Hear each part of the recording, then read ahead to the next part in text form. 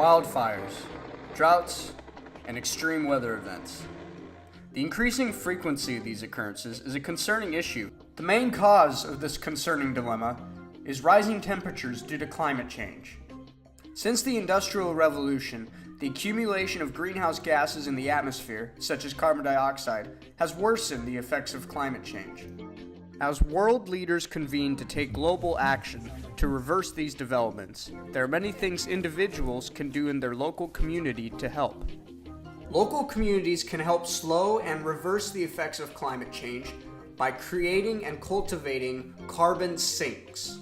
A carbon sink is anything that absorbs more carbon dioxide than it releases. Essentially, the sinks provide a place for excess amounts of carbon dioxide to go. Examples of carbon sinks include forests, as well as the world's most vast and treasured sink, the ocean. However, soon our natural carbon sinks are not going to be able to accommodate the rising levels of carbon dioxide.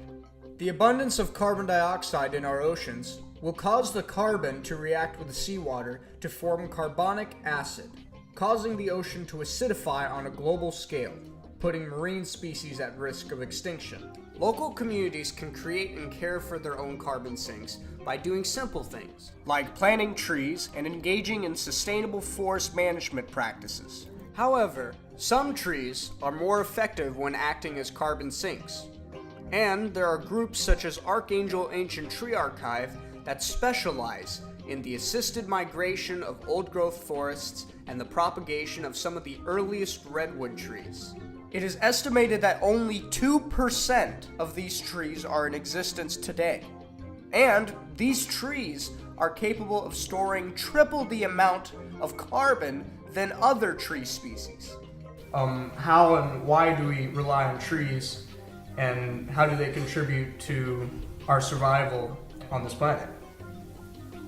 Trees anchor most all land-based ecosystems.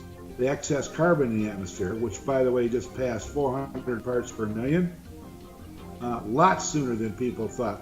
So we find ourselves at a crossroads, critical crossroads for all living things, on some of the highest parts per million CO2 in our atmosphere, and it will be our undoing unless we address it and turn it around.